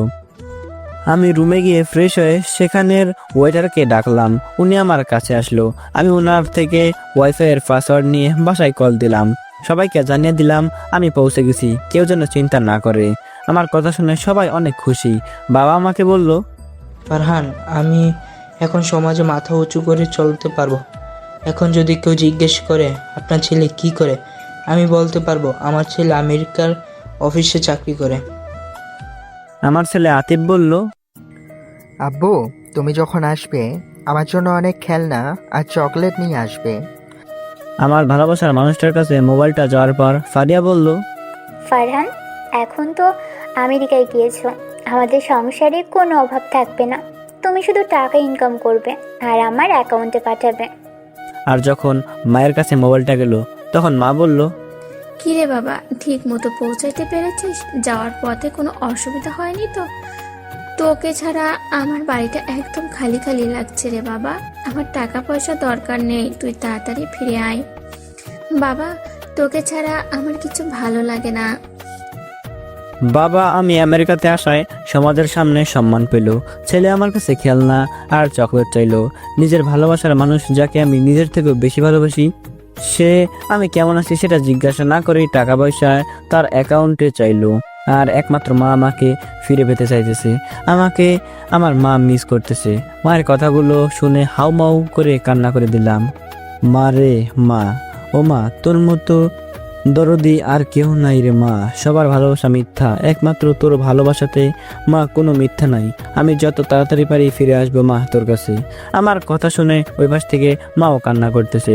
মায়ের কান্নার আওয়াজ পেয়ে ফারিয়া মাকে বলল, এভাবে যদি মরা কান্না করেন তাহলে সে ওইখানে থাকবে কিভাবে? এত ভালোবাসা দেখাতে হবে না। টাকার কাজ মুখে চলে না, ওরে ওখানে টাকা ইনকাম করতে দেন। ফারিয়ার কথাতে আম্মু অনেক কষ্ট পেল। আমি মোবাইলে ওর এমন কথা শুনে নিজে অনেক কষ্ট পেলাম। এরপর কল কেটে দিলাম। কিছুক্ষণ পর জাহিদ ভাই আসলো। এসে বলল আজ নাকি অফিসে একটা মিটিং আছে, আমাদের অফিসে যেতে হবে। তাই অফিসের উদ্দেশ্যে রওনা দিলাম। ও, আপনাদের তো জাহিদ ভাইয়ের সাথে পরিচয় করিয়ে দেই নাই। জাহিদ ভাই হচ্ছে আমাদের অফিসের বসের ছেলে। ভাইয়ার মনটা অনেক ভালো, আমাকে নিজের ভাইয়ের মতো দেখে। ওনার পরিচয় দিতে দিতে আমরা অফিসে চলে আসলাম। তারপর মিটিং শেষ করলাম। আমাদের এখানে সব কাজ বুঝিয়ে দেওয়া হলো। তারপর আমরা আবার হোটেলে চলে আসলাম। হোটেলে এসে জানতে পারলাম আমাদের অফিসের ডিউটি মাত্র 6 ঘন্টা, আর বাকি সময় আমরা ফ্রি। আমি চিন্তা করলাম এই সময়টা বসে থাকবো না, যে কোনো একটা কাজ করব। যেই ভাবনা সেই কাজ। আমি পার্ট টাইম একটা রেস্টুরেন্টে জব নিলাম সন্ধ্যা থেকে রাত 12টা পর্যন্ত। দেখতে দেখতে 3টা মাস কেটে গেল। অফিসে চাকরির পাশাপাশি রেস্টুরেন্টে ওয়েটারের জব করছি। আমি নিজের খরচের জন্য টাকা রেখে সব টাকা বাড়িতে পাঠিয়ে দেই। 2টা চাকরি করতে আমার অনেক কষ্ট হতো, কিন্তু পরিবারের কথা চিন্তা করে কষ্টকে কষ্ট মনে করি নাই। নিজের সবটা দিয়ে কাজ করি। আর রাত হলে একটু বাড়িতে কল দেই, বউ সন্তান, আর মাঝে মাঝে মায়ের সাথে কথা বলি। ফারিয়াকে অনেকবার বলেছি মাকে একটা মোবাইল কিনে দিতে, কিন্তু ফারিয়া দেয়নি। আমার অনেক ইচ্ছে করে মায়ের সাথে কথা বলতে, কিন্তু বলতে পারি না। আজ আমি অফিসে বসে কাজ করছিলাম, এমন সময় আমার মোবাইলটা বেজে উঠলো। মোবাইলটা নিয়ে দেখি আমার বাবার নাম্বার থেকে বহুদিন পর আজ কল আসছে। আমি অনেক খুশি হয়ে কলটা ধরলাম। কল ধরার পর বাবা বলল, ফারহান রে বাবা, তোর মায়ের অবস্থা অনেক খারাপ, হঠাৎ মাথায় রক্তচাপ দিয়েছে। আমি তোর মাকে হাসপাতালে নিয়ে আসি। ডাক্তার বলছে তাড়াতাড়ি অপারেশন করতে হবে, নাহলে তোর মাকে বাঁচানো যাবে না। মাকে তাড়াতাড়ি অপারেশন করাও বাবা, আমার মায়ের জন্য কিছু না হয়। কিভাবে অপারেশন করাবো? আমার কাছে যে একটা টাকাও নেই। ডাক্তার বলছে অপারেশন করতে 2 লাখ টাকা লাগবে। আমি এত টাকা কোথায় পাবো? তুমি ফারিয়াকে কল দাও, আমি 5 দিন আগে 4 লাখ টাকা পাঠাইছি ওর অ্যাকাউন্টে, তুমি টাকা নিয়ে মায়ের অপারেশন করাও। বাবা রে, তোর স্ত্রীর কাছে আমি আগেই টাকা চাইছি রে বাবা। তোর স্ত্রী বলছে তোর মা বুড়ো হয়েছে, আজ না হয় কাল নাকি তোর মাকে মরতে হবে। এর জন্য সে তোর কষ্টের ইনকামের টাকা নষ্ট করবে না। কান্না করতে করতে কথাগুলো বললো। কি বলছো বাবা? ফারিয়া এসব বলছে? রে বাবা, তোর নাম্বারটাও ফারিহা আমাকে দেয়নি। তোর ছোট ভাই চুরি করে নাম্বারটা বৌমায়ের মোবাইল থেকে নিয়ে আমাকে দিছে। বাবারে, তুই কিছু একটা কর, তোর মাকে বাঁচা বাবা। তুমি কোনো চিন্তা কর না বাবা, ফারিয়াকে টাকা দিতে হবে না। তুমি হাসপাতালের যে টাকা জমা দেওয়ার কাউন্টার আছে সেখানে গিয়ে ওনাদের অ্যাকাউন্ট নাম্বার নিয়ে আমাকে দাও, আমি টাকা পাঠাইতেছি। এরপর আব্বু সেখানে গিয়ে অ্যাকাউন্ট নাম্বার দিল। আমি এখন টাকা কোথায় পাবো সেটাই চিন্তা করতেছি, আবার কান্না করতেছি। 5 দিন আগে ফারিয়ার কাছে আমার সব টাকা পাঠিয়ে দিছি, এখন আমি কি করব? টাকা না পাঠাইলে আমার মায়েও বাঁচবে না। আমি দৌড়ে জাহিদ ভাইয়ের কেবিনে গেলাম, তারপর তার পায়ে ধরে বললাম, ভাই আমাকে 2 লাখ টাকা দেন, আমি পরের মাসে দিয়ে দিব, আমার মাকে বাঁচাতে হবে ভাই, দয়া করে দেন। জাহিদ ভাই আমার কথা শুনে টাকা দিল।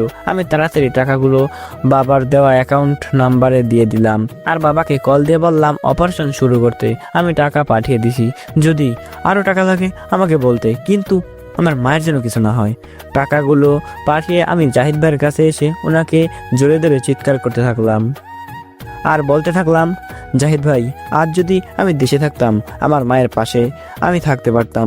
যাকে আমি সব টাকা পাঠাইলাম সেই আমার মায়ের অপারেশনের জন্য টাকা দেয় না। আজ যদি আমার মায়ের কিছু হয়ে যায় আমি তাকে শেষবারের মতো দেখতেও পারবো না। ভাই, আমি কেন আসলাম এই প্রবাসে? কথাগুলো বলে চিৎকার করে কান্না করতে থাকলাম। এমন সময় আমার মোবাইলটা আবার বেজে উঠলো। আমি মোবাইলটা হাতে নিয়ে দেখি আবার আমার বাবা কল দিয়েছে। আমি চিন্তায় পড়ে গেলাম যে এত তাড়াতাড়ি অপারেশন শেষ হয়ে গেল নাকি আরও টাকা লাগবে, তাই অপারেশন শুরু করিনি। এইসব ভাবতে ভাবতে কলটা ধরলাম, তারপর যা শুনলাম।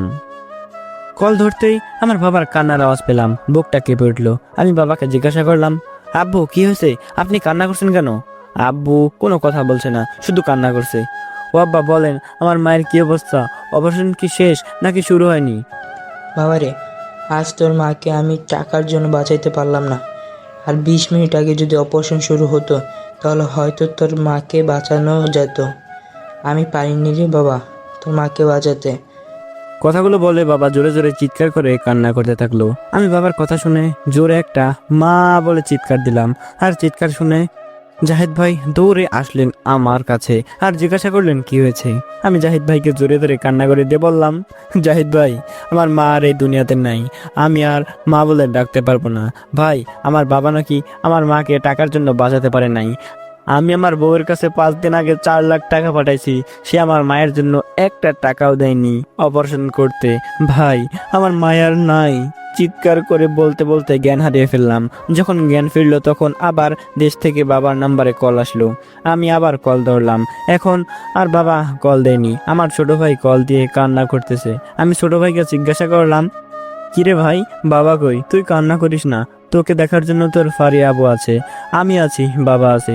আমার ছোট ভাইটা চিৎকার দিয়ে বলল, ভাই রে, মা মারা যাওয়ার পর তোমাকে কল দিয়ে আব্বু যখন মায়ের মৃত্যুর খবর বলছে তখন আব্বুরও হার্টে চাপ দেয়। ডাক্তার এসে আব্বুকে দেখে বলে, আমার আব্বু আর এই দুনিয়াতে নেই। ভাইয়া, আমি এখন কাকে মা বলে ডাকবো, কাকে বাবা বলে ডাকবো? কে আমাকে আদর করিয়ে খাওয়ার দিবে? ভাইয়া, আমি তো এতিম হয়ে গেলাম। আমার ছোট ভাইয়ের কাছ থেকে বাবার মৃত্যুর কথা শুনে আমি পাথর হয়ে গেলাম। এটা কি হলো? মাকে বাঁচাতে পারলাম না, বউ টাকা দেয়নি বলে। এর মধ্যে মায়ের সাথে বাবাও চলে গেল। এখন আমার কি হবে? আমার ছোট ভাইটার কি হবে? আমি আছি প্রবাসে, আমার ভাইটাকে দেখে রাখবে কে? আজকে আমি দেশে যাব, কিভাবে আমার মা বাবাকে আমি শেষবারের মতো কি দেখতে পারবো না? আমি চিৎকার করে জাহিদ ভাইকে বললাম, জাহিদ ভাই, আজকের মধ্যে আমার দেশে যাওয়ার ব্যবস্থা করে দেন ভাই। আমি আপনার দুটো পায়ে ধরি। কেন ভাই, এটা তো সম্ভব না। ভাই, দেশ থেকে খবর আসছে আমার মায়ের সাথে আমার বাবা মারা গেছে। আমি আমার বাবা মায়ের কবরটা নিজের হাতে দিতে চাই, আর ছোট ভাইটাকে দেশে গিয়ে দেখে রাখতে চাই। আমার আর কোনো টাকা পয়সার দরকার নাই। যেই টাকা দিয়ে আমি আমার বাবা মাকে বাঁচাতে পারলাম না, সেই টাকা আমার আর দরকার নাই ভাই। ফারহান ভাই, আমার আজকে বাংলাদেশে যাওয়া সম্ভব না। বিমানের টিকিট কাটতে সময় লাগবে, যেতে সময় লাগবে। এখন গিয়ে তুমি তোমার বাবা মায়ের কবর দিতে পারবে না। তোমার আত্মীয় স্বজনকে বলো তাদের কবর দিয়ে দিতে। আমি চিৎকার দিয়ে মাটিতে পড়ে গেলাম আর নিজেই নিজের বলতে থাকলাম, হায় রে প্রবাসে জীবন, আমি কেন প্রবাসে আসলাম? মা বাবা মারা গেছে, এখন আমি নিজের হাতে তাদের কবর দিতে পারবো না। কিসের টাকা ইনকাম করলাম? যেই টাকা দিয়ে আমার জন্মদাতা পিতা, আমাকে গর্ভে ধারণকারী মাকে আমি বাঁচাতে পারলাম না। আমি কেমন সন্তান হইলাম? হায় রে প্রবাস রে, তুই আমার বাবা মাকে কেড়ে নিলি, আমাকে এতিম বানিয়ে দিলি, আমার মাথার ওপর থেকে আমার বাবার ছায়াটা কেড়ে নিলা। এই সব বলে কান্না করছি। এমন সময় ফারিয়া আমাকে কল দিল। আমি কল ধরলাম না, আবার কল দিল, এবার ধরলাম। কল ধরতেই ফারিয়া কান্না করতে করতে বলতে থাকলো, ফারহান, বাবা মা আর বেঁচে নেই, দুজনেই হার্ট স্ট্রোক করে মারা গেছে। মিথ্যা কান্না করে কথাগুলো বলল। ডাইনি, তুই আমার জীবনেও কল দিবি না। তোর জন্য আমার বাবা মা মারা গেছে। তোরে আমি 5 লাখ টাকা পাঠাইছি, তুই আমার মায়ের অপারেশনের জন্য 2 লাখ টাকা দেস নাই। তোর জন্য আমার মা মারা গেছে, আর মায়ের মারা যাওয়ার কষ্টে আমার বাবাও মারা গেছে। তুই একটা খুনি, তুই আমার বাবা মাকে খুন করেছিস। তুমি এসব কোথায় জানলা? আমার বাবা মারা যাওয়ার আগে আমাকে সব বলে গেছে। তোকে আমি কোনো দিনও মাফ করবো না। ফারহান, বিশ্বাস করো, আমি জানতাম না মা মারা যাবে। আমি ভাবছি এমনি মাথায় যন্ত্রণা করেছে, তাই বাবা হাসপাতালে নিয়েছে। আর বাবা মনে হয় জমিতে কোনো কাজ করার জন্য টাকা চাইতেছে। তোমার মায়ের অসুস্থের কথা বলে তাই টাকা দেয়নি। আমি এই টাকা দিয়ে কি করব? যে টাকার কারণে আমার বাবা মা দুজন একদিনে মারা গেল। আমি কেন দিনরাত এক করে কাজ করেছি, তোরে এত টাকা পাঠাইছি, আমার বাবাকে তুই অপারেশনের জন্য টাকা দিলি না। আর আমি কতটা কপাল পোড়া, নিজের বাবা মায়ের কবরটা পর্যন্ত নিজ হাতে দিতে পারবো না। আর কিছুই বলতে পারলাম না। তার আগে আমি আবার অজ্ঞান হয়ে মাটিতে শুয়ে পড়লাম। জাহিদ ভাই আমাকে ধরে রুমে এনে শুয়ে দিল। কিছুক্ষণ পর আমি চোখ খুললাম। জাহিদ ভাইয়ের কাছে জানতে পারলাম আমার 2 ঘন্টার বেশি সময় ধরে জ্ঞান ছিল না। আমি আবার দেশে কল দিলাম। ছোট ভাই বাবার মোবাইলে কল ধরলো, কল ধরে বলল, ভাইয়া, বাবা মাকে নিয়ে আমি আর ভাবি বাড়িতে এসেছি। সবাই বাবা মাকে দেখতে এসেছি। একটু পর জানাজা দিবে, তুমি আসবে না বাবা মাকে কবর দিতে? ভাইরে, টাকার জন্য এমন দেশে আসছে রে ভাই, এখন আমি চাইলেও দেশে আসতে পারতেছি না। মন চাইতেছে নিজের জীবনটা শেষ করে দেই। কেমন সন্তান হইলাম, নিজের বাবা মায়ের জানাজাটা পর্যন্ত পড়তে পারলাম না। ভাই, যখন জানাজা দিবে তখন সবার সামনে গিয়ে জিজ্ঞাসা করবি আমার বাবা মায়ের কাছে কেউ কোনো টাকা পয়সা পাবে নাকি। যদি টাকা পায় তাদের নামগুলো লিখে রাখবি, আমি দেশে এসে সবার টাকা দিয়ে দিব। এরপর আমার ছোট ভাই কল কেটে দিল। আমেরিকাতে প্রায় রাত 4টা বেজে গেল আর আমাদের দেশে দিনের 4টা বাজে। আমার চোখে ঘুম নাই, আমি শুধু কান্না করতেছি আর বলতেছি, আল্লাহ তুমি এটা কি করলা? মায়ের সাথে আমার বাপ জানলেও নিয়ে নিলা, আমাদের 2টা ভাইরে এতিম করে দিলা। আমার ছোট ভাই আবার কল দিল। আমি আবার কল ধরলাম। ছোট ভাই বলল, ভাইয়া, নিজের হাতে মা বাবা মাটি দিয়ে আসলাম। ভাইয়া রে, আজ থেকে কেউ আর আমার নাম ধরে ডাকবে না। ভাইরে, আমি আর বাবার কাঁধে উঠে হাঁটতে যেতে পারবো না। ঘুম না আসলে মা আর আমারে গল্প শুনিয়ে ঘুম পাড়াবে না। তুমি যাওয়ার পর থেকে আমি মায়ের সাথে ঘুমাইতাম। এখন আমি থাকবো কেমনে রে ভাইয়া? আমার কি হবে? 2 ভাই মোবাইলের 2 পাশ থেকে কান্না করতে থাকলাম। ছোট ভাইকে আমি কোনো জবাব দিতে পারলাম না। কি বলবো? ওরে কিভাবে থাকবে আমার ছোট ভাইটার, কার সাথে থাকবে? কান্না করতে করতে ভাইকে বললাম, ভাই তুই কষ্ট করে 2 দিন থাক, আমি যত তাড়াতাড়ি পারি দেশে চলে আসতেছি। আমি আর এই প্রবাস নামক জেলখানায় থাকবো না। এরপর আমি কল কেটে শুয়ে পড়লাম। সকাল হলেই জাহিদ ভাইকে বললাম আমি দেশে চলে যাওয়ার কথা, আমার দেশে যাওয়ার ব্যবস্থা করার কথা। চোখে ঘুম নাই, কিভাবে ঘুমাবো? যেই মা বাবা আমার এই সারা জীবন ঘুম পাড়িয়ে দিত, সেই মা বাবা যে আজ অন্ধকার কবরে ঘুমাচ্ছে। একজন সন্তান তো তার মা অথবা বাবা একজন হারিয়ে ফেললে ঠিক থাকতে পারে না, সেখানে তো আমি একসাথে দুইজনকে হারিয়ে কিভাবে নিজেকে শান্ত করব, কিভাবে আমি ঘুমাবো? বসে থাকতে থাকতে সকাল হয়ে গেল। আমি বাইরে তাকিয়ে দেখি ফর্সা হয়েছে। দেখে দৌড়ে গেলাম জাহিদ ভাইয়ের রুমের কাছে, গিয়ে জাহিদ ভাইকে ডাকতে লাগলাম। জাহিদ ভাই দরজা খুলে দিয়ে বললেন, কি হয়েছে ভাই? আমি বললাম, ভাই আমি আর এই প্রবাসে থাকবো না, আমি দেশে চলে যাব, দয়া করে আপনি আমার দেশে যাওয়ার ব্যবস্থা করে দেন। ফারহান, শান্ত হও। তুমি আমেরিকা থেকে 2 বছর আগে বাংলাদেশে যেতে পারবে না। আমরা যখন তোমার এই দেশে নিয়ে এসেছি তখন তুমি যে কাগজটিতে সাইন করেছো সেখানে লেখা ছিল সর্বনিম্ন তোমাকে 2 বছর থাকতে হবে। এখন শর্ত অনুযায়ী তোমাকে 2 বছর থাকতে হবে। আমি বুঝতে পারছিলাম না হঠাৎ করে জাহিদ ভাইয়ের কি হলো, সেও আজকে এমন কথা বলছে কেন? উনি তো কালকেও বললেন আমাকে তাড়াতাড়ি দেশে যাওয়ার ব্যবস্থা করে দিবেন। আসলে জাহিদ ভাইয়ের এইভাবে পরিবর্তন হওয়ার কারণ হলো, কালকে রাতে ফারিয়া জাহিদ ভাইকে বলেছে আমাকে যেন কোনোভাবেই দেশে আসতে দেওয়া না হয়।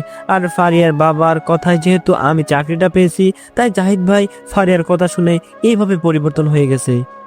আমি আর জাহিদ ভাইকে কিছু বললাম না, রুমে এসে কান্না করতে থাকলাম। আল্লাহ হয়তো আমার ভাগ্যটাই এমন বানিয়েছে, সবাই শুধু আমার সাথে বিশ্বাসঘাতকতা করে, খালি আমার সাথেই কেন এমন হয়? যারে ভালোবাসলাম, নিজের উপার্জনের সব টাকা যার অ্যাকাউন্টে দিলাম, সে ভালোবাসার মানুষটাই সামান্য কিছু টাকার জন্য আমার বাবা মাকে মেরে ফেললো।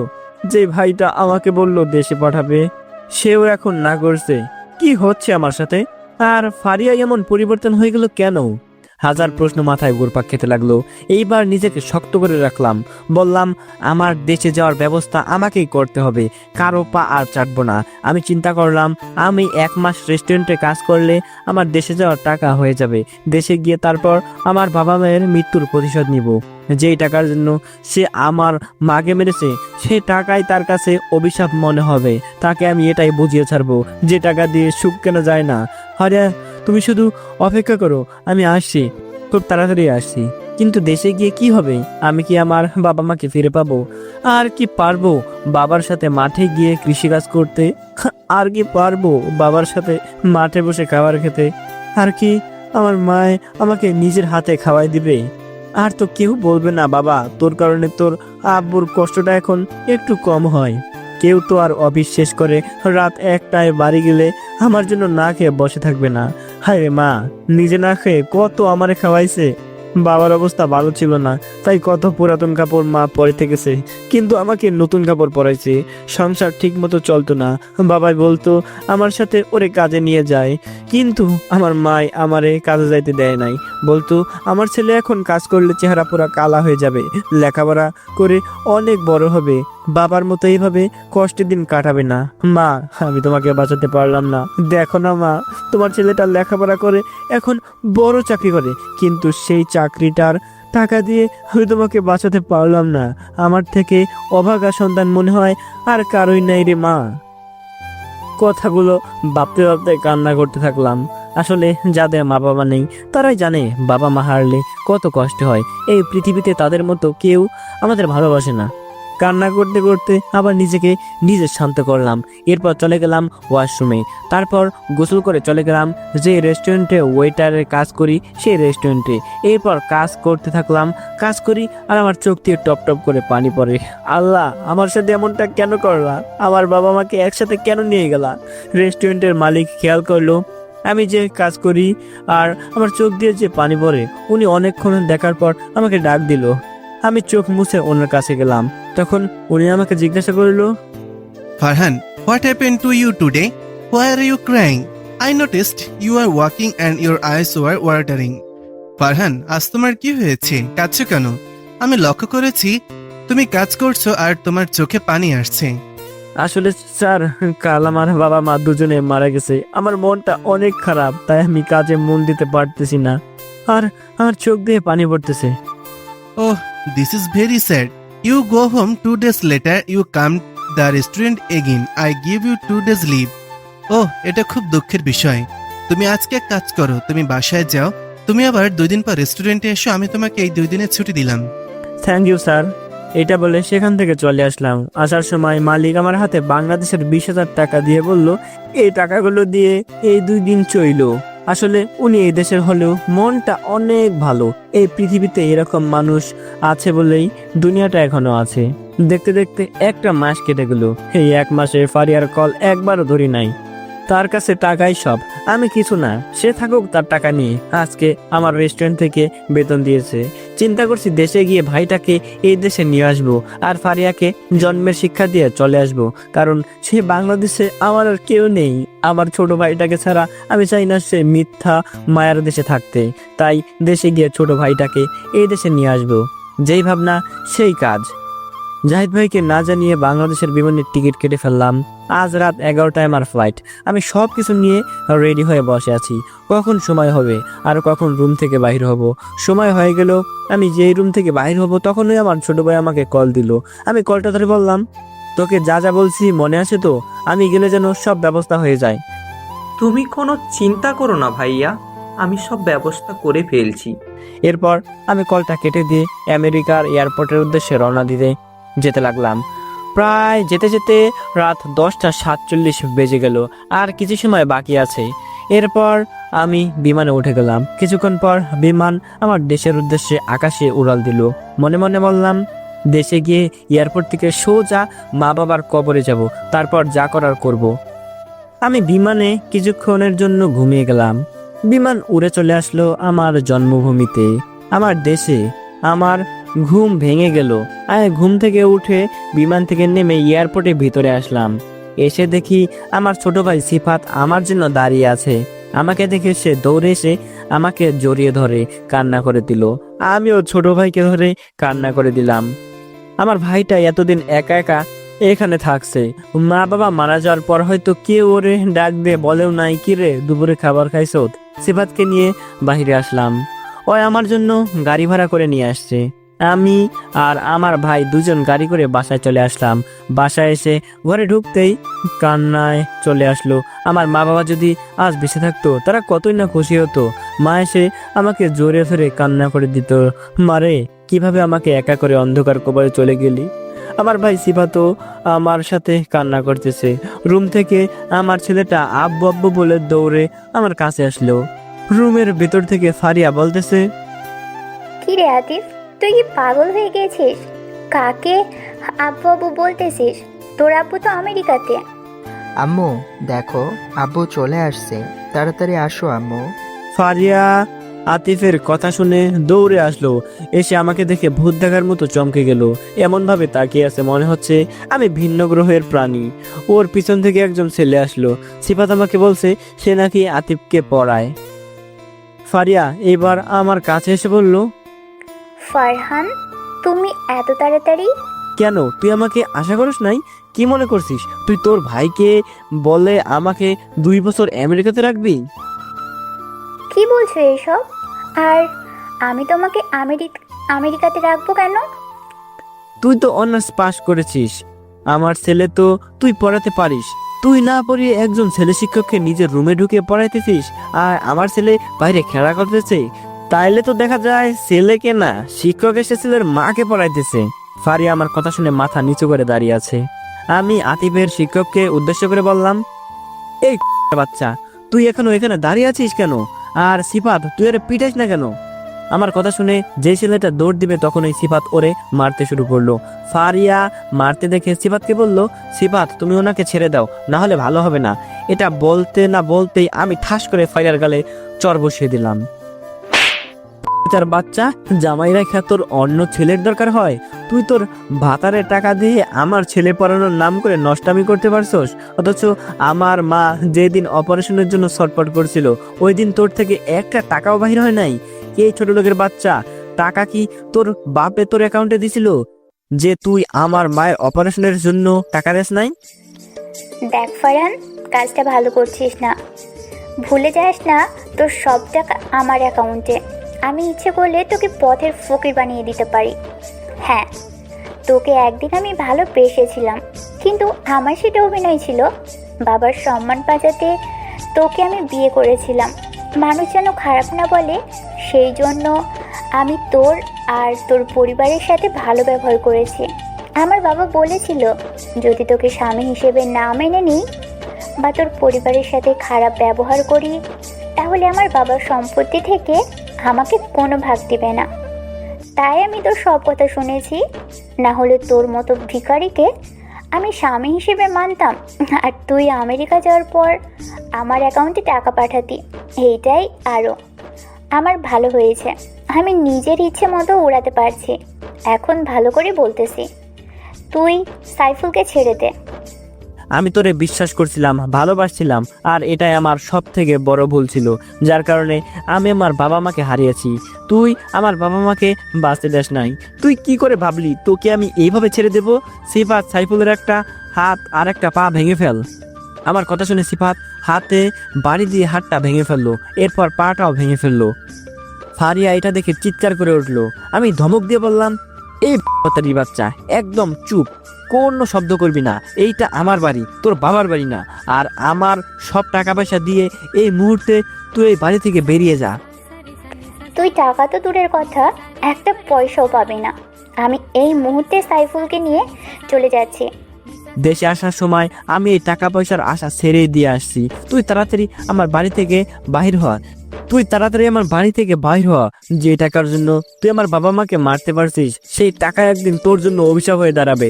শুধু সময়ের অপেক্ষা। ফারিয়া ওর ভাতারকে নিয়ে আমার বাড়ি থেকে বাহির হয়ে গেল। আমার ছেলে দৌড়ে আমার কাছে এসে বলল, জানো আব্বু, তুমি যাওয়ার পর এই আঙ্কেলটা আসলে আম্মু আমাকে মেরে রুম থেকে বের করে দিত। আমার বাইরে বসে বসে খেলতাম, আমাকে ঠিকমতো খেতেও দেয় নাই। চাচু আমাকে নিয়ে বাহির থেকে খাওয়াইতো। জানো, আম্মু মাঝে মাঝে চাচুকেও মারছে আর অনেক বকা দিছে। তুই আর কোনো চিন্তা করিস না বাবা, আমি এসে গেছি তো। তোর মাকে শিক্ষা দিয়ে আমরা সবাই আমেরিকাতে চলে যাব। আমি সেখানে সব ব্যবস্থা করে এসেছি। এরপর আমি সিফাত, আতিফ, মা বাবার রুমে গেলাম। সিফাতকে বললাম আমার সব জিনিসপত্র এই রুমে রাখতে, আমি এই রুমে থাকবো। সে আমার কথা মতো সবকিছু এই রুমে রাখলো। আর অন্যদিকে ফারিয়া সাইফুলকে নিয়ে হাসপাতালে গেল আর বলতে লাগলো, তুমি দেখো আমি ফারহানের কি অবস্থা করি। তোমাকে ওই মারছে না, আমি ওর সব প্রতিশোধ নিব।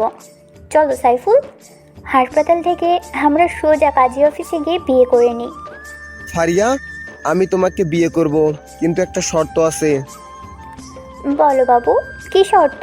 আমি তোমার সব শর্ত মানতে রাজি। তোমার অ্যাকাউন্টে যা টাকা আছে সব আমার অ্যাকাউন্টে দিতে হবে। কারণ তুমি যদি বিয়ের পর ফারহানের মতো আমার সাথেও বেইমানি করো, আর তুমি একটা বিবাহিত মেয়ে, একটা বাচ্চাও আছে, এখন তুমি যদি শর্তে রাজি হও আমি বিয়ে করব। কি বলছো এসব? আমার অ্যাকাউন্ট মানে তো তোমার অ্যাকাউন্ট, তাই না?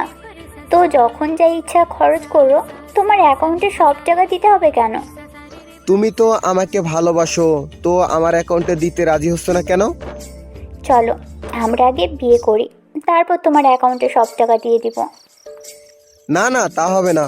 এখান থেকে আমরা সোজা ব্যাংকে যাব, সেখান থেকে তোমার অ্যাকাউন্টে সব টাকা আমার অ্যাকাউন্টে দিবা, তারপর আমি তোমাকে বিয়ে করব। ফারিয়া রাজি হয়ে গেল আর হাসপাতালে চলে গেল সাইফুলের হাত আর পায়ের চিকিৎসা করতে। অন্যদিকে আমি সিফাতকে জিজ্ঞাসা করলাম, এই সব কবে থেকে চলছে? ভাইয়া, মা বাবা মারা যাওয়ার আগে এই ছেলেটা কোনোদিন আমাদের বাড়িতে আসে নাই। ভাবি প্রতিদিন স্কুলে আতিফকে নিয়ে আসতে যাইতো, আর এই ছেলেটা সেখানে শিক্ষক ছিল। মনে হয় তখনই ওরা সম্পর্কে জড়িয়েছে। কিন্তু মা বাবা মারা যাওয়ার পর এই ছেলেটা প্রতিদিন আমাদের বাড়িতে আতিফকে পড়ানোর নাম করে আসতো। আর সিফাত থেমে গেল। আমি সিফাতকে বললাম, কি হলো, চুপ হয়ে গেলি কেন? আর কিছু বলিস না কেন? কিছু বল। প্রতিদিন আসতো আর ভাবির রুমে গিয়ে দরজা বন্ধ করে দিত। আমি ভাবিকে জিজ্ঞেস করলে বলতো দরজা খোলা রেখে পড়াইলে নাকি আতিফের পড়ার প্রতি মন বসে না, আর আতিফ নাকি ভাবিকে ছাড়া স্যারের কাছে পড়তে ভয় পায়। আমিও ভেবেছিলাম হয়তো এমনটাই হবে, কিন্তু দিন দিন ভাবির ব্যবহার পরিবর্তন হতে থাকে। স্যার আসলে আতিফকে বাইরে রেখেই দরজা বন্ধ করে দিত। আমার মনে তখন সন্দেহ হয়। আমি একদিন স্যার আসার আগেই জানালার কাছে গিয়ে বসে থাকি, আর স্যার আসার পর যখন ভাবি আতিফকে বাইরে রেখে দরজা বন্ধ করে দেয়, তখন আমি জানালার ছিদ্র দিয়ে উকি দিয়ে যা দেখি। সিফাত আর বলতে পারছিল না, একদম চুপ হয়ে গেল। কি দেখেছিস ভিতরে? ভাইয়া, তখন আমি দেখি ভাবি সেই ছেলেটির সাথে সম্পর্ক করছি। এটা দেখে আমি মাটিতে পড়ে যাই আর ভাবি বুঝতে পেরে যায় যে বাইরে থেকে কেউ দেখতেছে। তখন ছেলেটি এসে আমাকে ধরে নিয়ে যায় ভাবির কাছে। জানো ভাইয়া, তোমাকে এই কথা যেন না বলি, সেই জন্য ভাবি আমাকে সেই দিন অনেক মেরেছে আর বলেছে যদি তোমাকে বলি তাহলে আমাকে মেরেই ফেলবে। কথাগুলো বলে আমার ছোট ভাই সিফাত কান্না করে দেয়। আমি কথাগুলো শুনে নিজের কানকে বিশ্বাস করতে পারতেছিলাম না যে মানুষটাই আমাকে এত ভালোবাসতো সেই মানুষটা কিনা পরপুরুষের সাথে শেষ মাত্র পরকীয়ায় লিপ্ত হলো। ফারিয়ার প্রতি একে তো মা বাবাকে মেরে ফেলার কারণে অনেক রাগ জমেছিল, সেটা এখন প্রচন্ড ঘৃণাতে পরিণত হলো। আমি তাকে যতটা ভালোবাসতেছিলাম এখন তার থেকে দ্বিগুণ ঘৃণা হচ্ছে। আমি আমার ছোট ভাইকে বললাম, তুই তোর রুমে যা, আমি একটু আসতেছি বাহির থেকে। এটা বলে আমি অনুয়াপুর বাসার দিকে রওনা দিলাম। কিছুক্ষণ পর অনুয়াপুর বাসায় পৌঁছে গেলাম। আমি তাদের বাড়িতে কলিং বেল বাজালাম। একটু পর একটা মেয়ে এসে দরজা খুলে দিয়ে বলল, স্যার আপনি? আমার প্রথমে চিনতে কষ্ট হচ্ছিল, পরে বুঝতে পারলাম এটা সেই আমার ছোট্ট ছাত্রী যাকে আমি টিউশন করাতাম। মাশাআল্লাহ অনেক বড় হয়ে গেছে। আমি মিমকে জিজ্ঞাসা করলাম, মিম অনু আপু কি বাসায় আছে? না স্যার, আপু তো বিয়ে হয়ে গেছে, আপু তার শ্বশুর বাড়িতে। তোমার কাছে আপুর নাম্বার আছে? হ্যাঁ স্যার আছে, আপনি লিখুন। এরপর মিমের থেকে নাম্বার নিয়ে মিমকে বিদায় দিয়ে আমি চলে আসলাম। এসে অনু আপুকে কল দিলাম। কিছুক্ষণ পর আপু কল ধরলো। আমি আমার পরিচয় দিলাম। এরপর ভালো মন্দ জিজ্ঞাসা করলাম। তারপর আপুকে বললাম, অনু আপু আপনার সাথে কিছু জরুরি কথা ছিল, যদি এই জায়গাতে আসতেন অনেক ভালো হতো। একটা পার্কের ঠিকানা দিয়ে বললাম।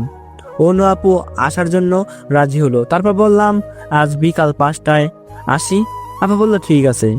আমি বাসায় চলে আসলাম। এসে গোসল করলাম, বাইরে থেকে খাবার নিয়ে আসছি। সেইগুলো ছেলে আর ছোট ভাইকে নিয়ে খাইলাম। তারপর ছেলেকে ঘুম পাড়িয়ে ছোট ভাইকে বললাম, আমি একটা কাজে যাচ্ছি, আতিফের খেয়াল রাখিস। ছোট ভাই বলল, ঠিক আছে ভাইয়া, তুমি কোনো চিন্তা করো না। তারপর আমি চলে আসলাম অনু আপুর কাছে। অনু আপু যেই পার্কে আসতে বলেছিলাম সেই পার্কে কিছুক্ষণ পর অনু আপু আসলো। এসে ভালো মন্দ জিজ্ঞাসা করলো। তারপর বলল, তো বলো ফারহান, হঠাৎ কেন ডেকেছো? আমি আপুকে ফারিয়ার ব্যাপারে সব বললাম। আপু সব শুনে মাথায় হাত দিয়ে বসে পড়লো আর আমাকে বলল, ফারহান তুমি কি সব সত্যি বলছো? ফারিয়া তোমার সাথে এই সব করেছে আর তোমার মায়ের অপারেশনের জন্য তোমার ইনকাম করা টাকা দেয়নি? আপু আমি সব সত্যি বলছি। আর আমার মায়ের সাথে আমার বাবাও হার্ট অ্যাটাক করে সেদিন মারা গেছে। চলো বিষয়টা আঙ্কেলকে জানাই, যেন ফারিয়ার পাপের শাস্তি পাওয়ার পর আঙ্কেলও পাশে থাকে না। মানে ফারিয়ার বাবাকে জানানোর কথা বলছে। ঠিক আছে আপু চলেন। এরপর আমি অনু আপুকে নিয়ে ফারিয়াদের বাড়ির উদ্দেশ্যে রওনা দিলাম। অন্যদিকে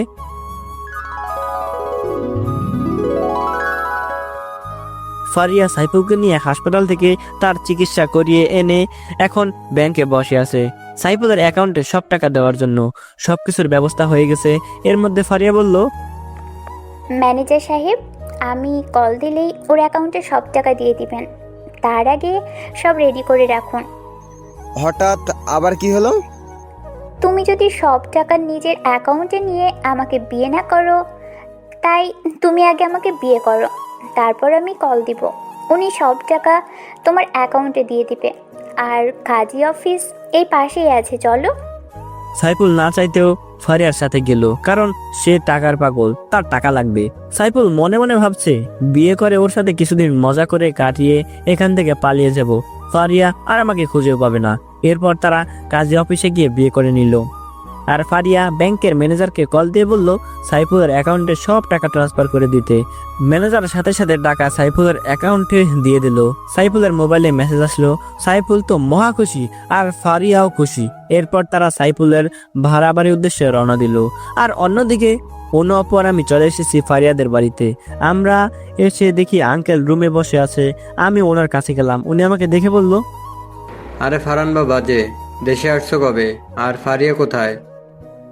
আর ভালো থাকা কিভাবে? আপনার মেয়ে কি ভালো থাকতে দিছে? আর দেশে আজকে এসেছি। কেন বাবা, ফারিয়া কি করছে? অনু আপু আপনি সব ওনাকে বলেন, আমি একটু বাইরে যাই। এরপর আমি বাইরে চলে আসলাম। আপনারাই বলুন, জামাই হয়ে শ্বশুরকে কিভাবে এইসব বলি? তাই বাইরে চলে আসছি। নিজের কাছেই লজ্জা লাগতেছে। অন্য আপু সব আমার শ্বশুর মানে ফারিয়ার বাবাকে বলল। উনি সব শুনে চুপ করে বসে রইল। একটু পর অন্য আপু আমাকে রুমে যেতে ডাক দিল। আমি রুমে গেলাম, তারপর ওনার সামনে গেলাম। উনি বসা থেকে উঠে আমার পায়ে ধরতে চাইলো, কিন্তু আমি তাকে আটকে দিলাম। উনি দাঁড়িয়ে মাথা নিচু করে বলতে লাগলেন, বাবা ফারহান, আমি সত্যি বলছি, বাবা হিসেবে আমি ব্যর্থ। আমার মেয়ের কর্মকাণ্ডে সত্যি আমি লজ্জিত বাবা। আমি তোমার পায়ে ধরে মাপ চাইলেও নিজেকে ক্ষমা করতে পারবো না। আমার মেয়ের কারণে তোমার বাবা মা হারিয়েছো, তোমার সুখের সংসার নষ্ট হয়েছে, তোমার ছেলে মানে আমার নানু ভাই মায়ের আদর থেকে বঞ্চিত হয়েছে। আমি সত্যি ব্যর্থ বাবা, তোমার জীবনটা আমি নষ্ট করেছি। সেদিন যদি নিজের সম্মানটা বাঁচাতে গিয়ে ফারিয়াকে তোমার কাছে বিয়ে না দিতাম, তাহলে এমনটা হতো না।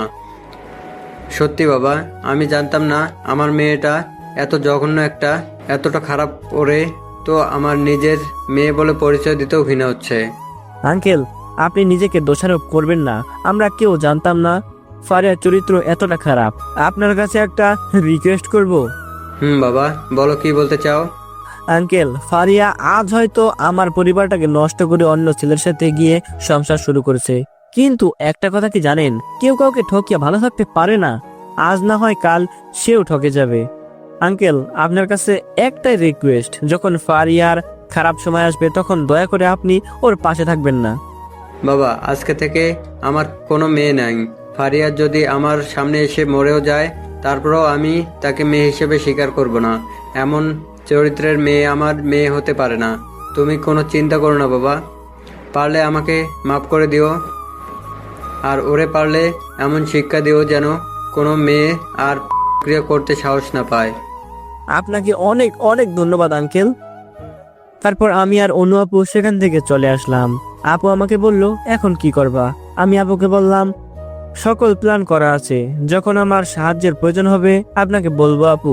আপু বলল, যখন প্রয়োজন হয় ডাক দিও, অবশ্যই পাশে পাবে।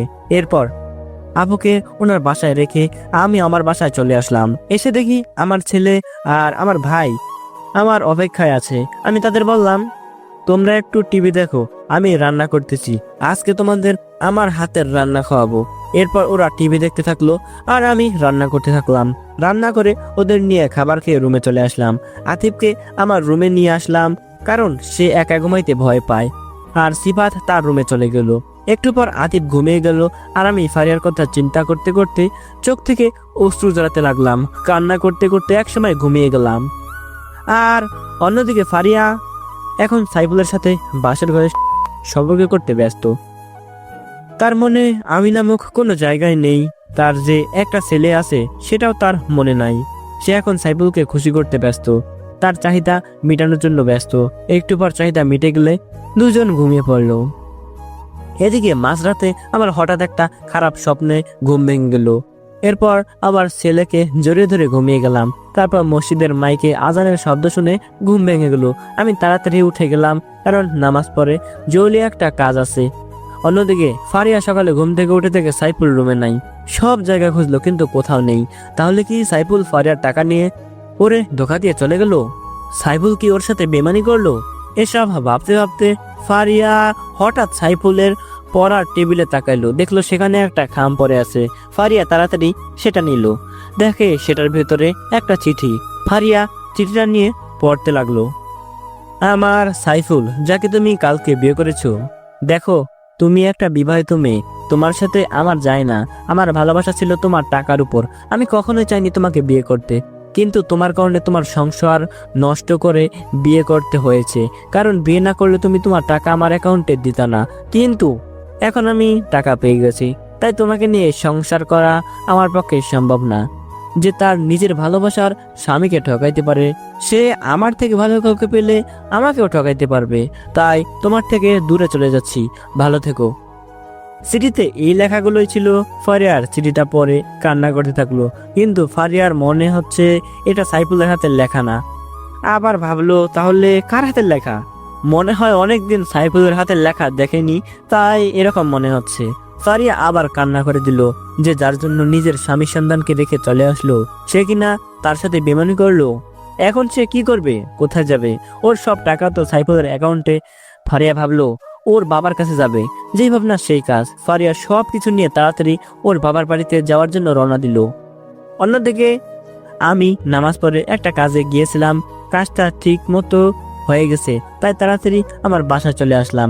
এসে দেখি সবাই এখানে ঘুমাচ্ছে। আমি ওদের জন্য রান্না করতে লাগলাম। অন্যদিকে ফারিয়া ওর বাবার বাড়িতে গেল, গিয়ে কলিং বেল বাজালো। এরপর ওর বাবা এসে দরজা খুললো। খুলে দেখলো যে দরজায় ফারিয়া দাঁড়িয়ে আছে। সোজা বলল, ভালোই ভালো বলছি, এই বাড়ি থেকে চলে যা, না হলে ঘাড় ধাক্কা দিয়ে বের করে দেব। কেন বাবা, এসব কি বলছো তুমি? তোর ওই নোংরা মুখে আমাকে বাবা বলবি না। তাড়াতাড়ি বের হয়ে যা, না হলে আমি ঘাড় ধাক্কা দিয়ে বের করে দেব। ফারিয়া আর কোনো কথা বলল না, বাড়ি থেকে সোজা বাহির হয়ে গেল। এখন ফারিয়া একদম অসহায় হয়ে গেছে, ওর কাছে একটা টাকাও নাই। এখন সে কি করবে? এসব ভাবতে ভাবতে সে ভাবলো, আমার আর ফারহানের তো ডিভোর্সই হয় নাই, আমি ফারহানের গলায় ঝুলে যাই, আর সেও তো আমাকে ভালোবাসে। আমি বললে ঠিকই মেনে নেবে, আর ফারহান তো জানেই না আমি যে কালকে সাইবুলকে বিয়ে করেছি। এই চিন্তা করে ফারিয়া আমার বাড়ির উদ্দেশ্যে রওনা দিল। কিন্তু ফারিয়া জানে না, ফারহান সব জানে, কারণ ফারিয়া যা করে সব দেখার জন্য দুইজন মানুষ রাখা হয়েছে। তারাই ফারহানকে অর্থাৎ আমাকে খবর দেয়। একটু পর ফারিয়া আমাদের বাড়িতে চলে আসে, তারপর কলিং বেল বাজায়। আমি রান্না করতেছিলাম, হঠাৎ দরজায় কলিং বেলের শব্দ আসলো। তাই চিন্তা করলাম হয়তো কেউ এসেছে, দেখি কি চায়। এই চিন্তা করে আমি গিয়ে দরজা খুলে দিলাম। দরজা খুলে সামনে তাকাতেই দেখি ফারিয়া দাঁড়িয়ে আছে। আমি বোকা হয়ে গেলাম, যে একটা ছেলের সাথে সারা রাত শারীরিক সম্পর্কে লিপ্ত হয়ে একজন মানুষ কিভাবে আবার জামাইয়ের কাছে আসে। আমি ফারিয়াকে জিজ্ঞাসা করলাম, এখানে এসেছিস কেন? ফারহান, আমার ভুল হয়ে গেছে, আমাকে মাফ করে দাও। আমি নিজের ভুলটা বুঝতে পেরেছি, তুমি আমাকে মাফ করে দাও। আমার পায়ে ধরে বলল, আমি তার চোখে মিথ্যা দেখতেছি, তার কান্না, তার কথা সব মিথ্যা ভেসে উঠতেছে। আমি তখন বললাম, এই নাটক আর আমার সামনে চলবে না। আমি একবার বিশ্বাস করে ভুল করেছি, আর জীবনে ওই ভুল করব না। আর এখন এসেছিস কেন? কালকে বিয়ে করে আজকে জামাই তোকে ছেড়ে চলে গেল, তাই এখানে নাটক করতে এসেছিস? কিসের বিয়ে? আমি তোমাকে ডিভোর্স না দিয়ে বিয়ে করব কিভাবে? আর আমাদের তো একটা সন্তানও আছে, তাকে রেখে আমি কিভাবে অন্য কাউকে বিয়ে করব? তুই এখনো আমার সাথে নাটক করতেছস? দাঁড়া, তোকে আমি এখনই প্রমাণ দিচ্ছি। তো গাইস, আপনাদের দ্বিতীয় পর্বটি কেমন লাগলো? আই হোপ আপনাদের দ্বিতীয় পর্বটিও ভালো লেগেছে। তো আপনাদের যদি এই পর্বটি ভালো লাগে তাহলে অবশ্যই নিচে কমেন্ট করে জানিয়ে দিন যে তৃতীয় পর্ব দেন। তো তাহলে আমি তৃতীয় পর্ব নিয়ে আসবো। তো আশা করছি গল্পটা ভালো লাগতেছে। তো দেখা হচ্ছে সরাসরি তৃতীয় পর্বতে। ততক্ষণ সবাই ভালো থাকবেন, সুস্থ থাকবেন। আল্লাহ হাফেজ।